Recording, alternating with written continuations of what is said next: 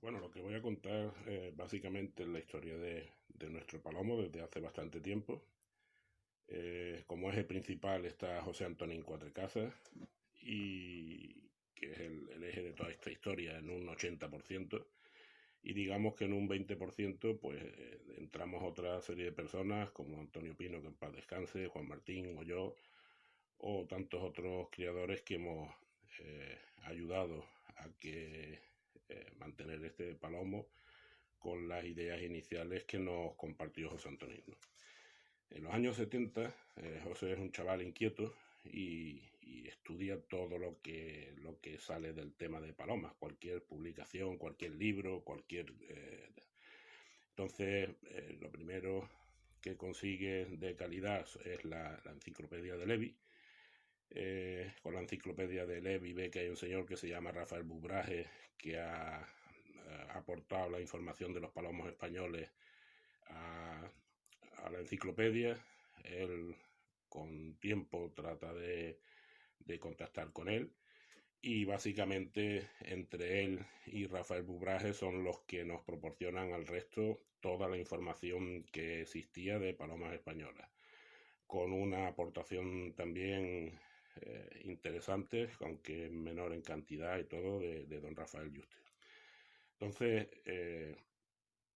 Antonín, con todos estos datos que va teniendo, habla en conversaciones con Juste, que para él es la persona que en aquel momento más inquieta y más preparada que hay, y le dice que él quiere criar y conseguir el palomo que ha leído en Cabanilla, en Rojas Clemente, en César Martínez.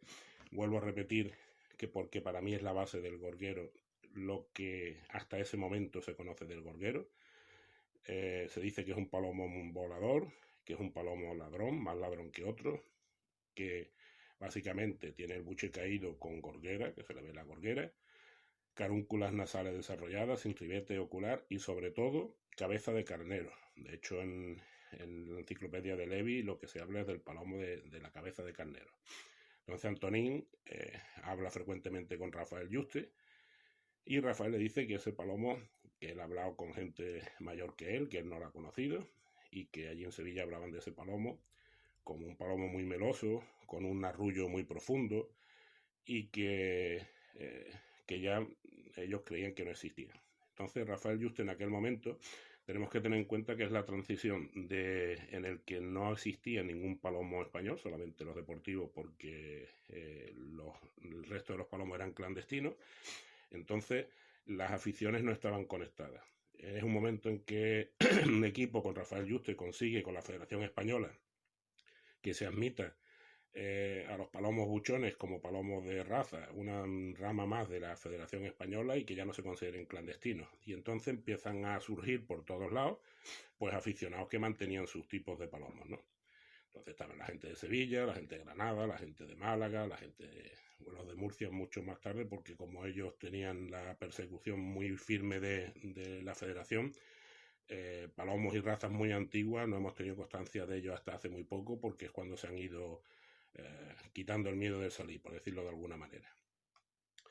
Entonces, Antonín le insistía mucho a Juste que él quería tener este tipo de palomos. Entonces, Juste, con las visitas que va haciendo, los diferentes sitios, organizar diferentes grupos de criadores y sus estándares, pues en un momento dado, cuando llega a Jaén, pues ve un tipo de palomo, porque José le insiste mucho en esas características que yo digo: carúnculas nasales desarrolladas, sin ribete ocular, buche caído con gorguera, cabeza de carnero, y que tenéis que tener en cuenta que eso que parece muy normal hoy día, no existía ningún tipo de palomo con carúnculas nasales desarrolladas que no tuviera los ribetes gruesos, tipo mensajera o tipo valenciano o tipo laudino sevillano o tipo granadino, lo que fuera, ¿no? Que eso vienen después. Entonces, Rafael Juste ve este tipo de palomos y habla con Antonín y dice: oye, Antonín, que he visto los gorgueros que tú estabas buscando. En Jaén hay palomos de ese tipo. De hecho, ya lo estamos criando aquí nosotros y tal, pero tienes que tener en cuenta que es un palomo que ya está muy superado por el laudino sevillano, ¿vale? Las características del laudino sevillano pues superan a las del gorguero. Es más, el gorguero es un palomo que sirve para cruzar con otras razas. pero no vale, el palomo laudino lo supera mucho. Yo entiendo que aquí lo que quería decir Rafael es que el palomo gorguero, a diferencia de las otras razas que ya se iban haciendo, es un palomo que tarda en hacerse. Entonces tú un pichón de laudino sevillano o de rafeño o de cualquier otra raza de esas, rápidamente en unos meses ya veías el palomo que iba cogiendo la forma del palomo adulto. Sin embargo, con los gorgueros lo que veían es que pues de pichones tenía unos padres a lo mejor escandalosamente fuertes de cabeza, y de pichones pues parecían unos zuritos, a ellos les parecían unos zuritos al lado de los laudinos. Decía, es que estos palomos no dan, ¿no? Tú echas unos palomos con una cabeza fantástica y los hijos pues, no salen como ellos, ¿no? Entonces, Antonín pues se pone mano a la obra, se va a Jaén, y en esa época pues ya empezamos todos también a viajar por allí. Y para los que hablan del jienense antiguo, tenéis que tener en cuenta una cosa. Esto, Carlos Rodríguez, va por ti, que yo sé que te va el tema este del jienense antiguo. Tenéis que tener en cuenta que en Jaén había palomos con las colas gachas, con las colas planas, con las colas vueltas y con las colas muy vueltas. Había palomos con ribete rojo, con el ribete claro, y algunos, muy poquitos, con el ribete oscuro que nos gusta a nosotros. Había palomos con el buche muy grande, con el buche grande, con el buche normal y con el buche pequeño como si fuera un pica. Había palomos influenciados del rafeño, del beleño, del zurito, a valencianao, palomos gorgueros.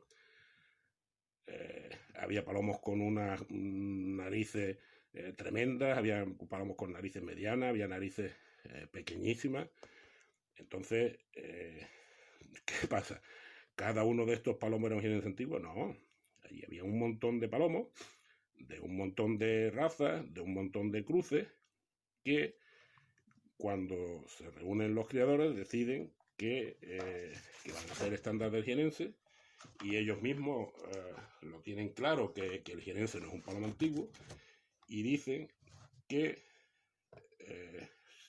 el estándar exactamente dice: si queremos resaltar que buscando los antecedentes generacionales han aflorado, según los consultados, razas muy diversas, tales como el buchón valenciano, orguero, gorguero, rafeño, murciano, etcétera. ¿Qué quiere decir esto?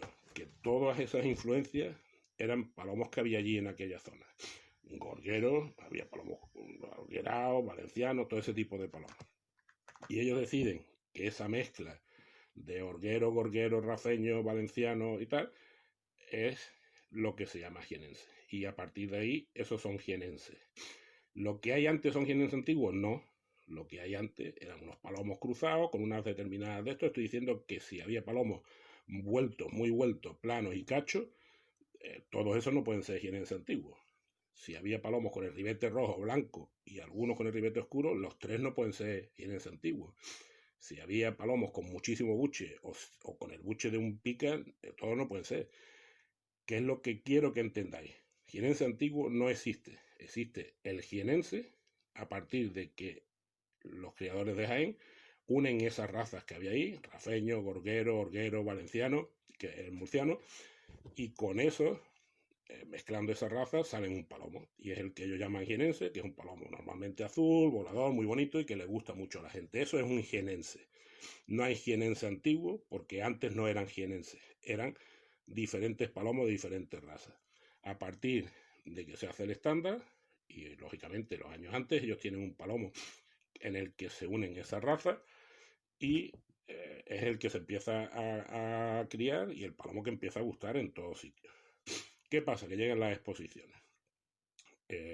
Cuando empieza a haber una serie de uniformidad y la gente ya empieza a ir a las exposiciones, esto ya nos trasladamos a mediados de los 80, pues en concreto, por ejemplo, hay un señor que se llama Balbino, que hace el cruce con el laudino sevillano y empieza a ganar las exposiciones, con lo cual ese tipo de palomo cruzado de laudino sevillano, pues tiene un cierto auge y son palomos un poco más bonitos morfológicamente que el propio jienense.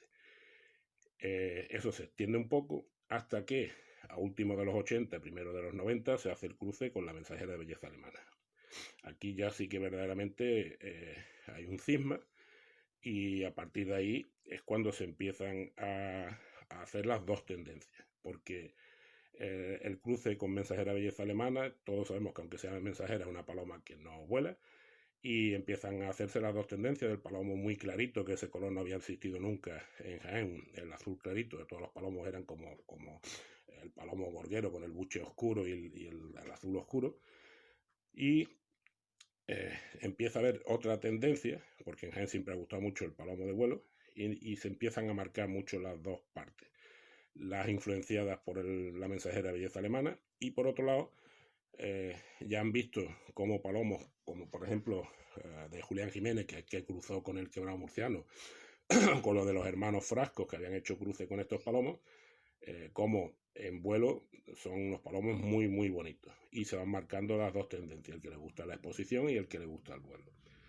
Entonces, aquí empieza todo este tipo digamos, de variación que junto con todos los otros palomos que había, que no han desaparecido, que todavía siguen existiendo palomos de todo tipo allí, pues es cuando en el año 92 Antonín se da cuenta del derrotero que va tomando esto y decide pegar un puñetazo en la mesa y decir, oye, señores, pues yo veo que aquí hay un material, que es el que hablaban desde muy antiguo, hay palomos muy cerca del palomo gorguero, que es lo que yo quiero criar, seguramente con algunas modificaciones actuales al gusto nuestro, pero aquí yo veo que hay muchos palomos con las características que describe César Martínez.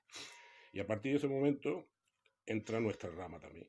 Y nosotros lo que hacemos es seleccionar dentro de todos los palomares, no solo de Jaén, he encontrado unos gorgueros preciosísimos en Granada o en Sevilla, y cosa que nunca he dicho, en Málaga el mismo Rafael Bubraje me dice que en Málaga hay unos ejemplares para él muy buenos de gorgueros, y la verdad es que siempre hemos tenido unos azules aquí muy especiales que dejamos de tenerlos los criadores de laudinos sevillanos cuando se fue generalizando el color morado y tal de los laudinos, pero aquí había unos palomos azules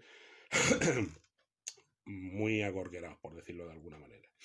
Entonces nosotros lo que vamos haciendo es, en todos los palomares, pues vamos cogiendo los palomos que más se acercan a las características que teníamos nosotros del gorguero.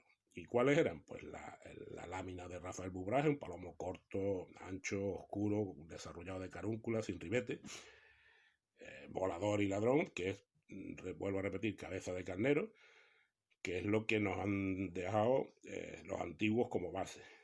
Cuando nosotros vamos cogiendo ese tipo de palomos, seleccionándolo, quitándolo de las otras influencias que había en la zona de Jaén, en Sevilla y todo eso, y vamos criando entre ellos, son ellos los que nos van aportando otra serie de características que vamos viendo que la tienen en común, como puede ser lo de las plumas de más, el rojo brillante, el color de las patas, el peso, el tipo de pluma, todo este tipo de cosas que la forma de volar, que la íbamos viendo, eso ha sido también un poco, digamos, por gusto, por estética y por diferenciar de las otras razas con las que había. Y con esas bases que teníamos y con el resultado de los propios cruces de los palomos más influenciados o más cerca del gorguero, que nos han ido enseñando que tenían esas cosas en común. Entonces, yo creo que os quede claro que el gorguero es una cosa que siempre ha existido aquí, que nosotros seleccionábamos ese tipo de palomos, a lo mejor estaba un poco cruzado con valenciano, un poco cruzado con lo que fuera, siempre y cuando que no fuese una raza extranjera, siempre y cuando eso se le podía sacar. Y nosotros lo que hemos hecho es coger ese tipo de palomos, los que más se parecían al estándar, ir echándolos entre ellos, ir descartando los que iban teniendo características de otros palomos, los palomos que salían a valencianados, a rafeñados, a alguerados, eso se iban quitando y te ibas quedando con los que más se acercaban a las descripciones que teníamos. Y eso es el gorguero. El gorguero es una selección de palomos muy cercanos al gorguero que hemos cogido durante todos estos años. Jienense, pues jienense es la mezcla del palomo rafeño, gorguero, orguero, valenciano y quebrado que hacen en Jaén. Antes que eso, ¿hay jienenses antiguos? No, hay palomos cruzados y de otra raza. Después de eso, hay jienenses y ahora unos jienenses que han hecho de dos tendencias. Y el gorguero por otro lado. Creo que, o espero que que la charla haya sido larga, pero que la escuchéis un par de veces para que la tengáis claro el tema. El gorguero está ahí, siempre ha habido. Desde 1800 ya tenemos datos que lo había. Lo ha habido en España en diferentes sitios. Las características principales son las que nos dijeron los palomeros César Martínez, Cabanilles y Rojas Clemente y todo eso. A partir de ahí, que son las características principales: palomo ladrón, palomo volador, carúnculas nasales desarrolladas, sin ribete ocular, cabeza de carnero, fundamental, y por supuesto gorguera. Y esto es la base de todo el trabajo que hemos hecho en estos últimos años, sin más invenciones y sin más historias. Hemos tratado de recuperar, con todos los datos que teníamos, un palomo que siempre ha existido.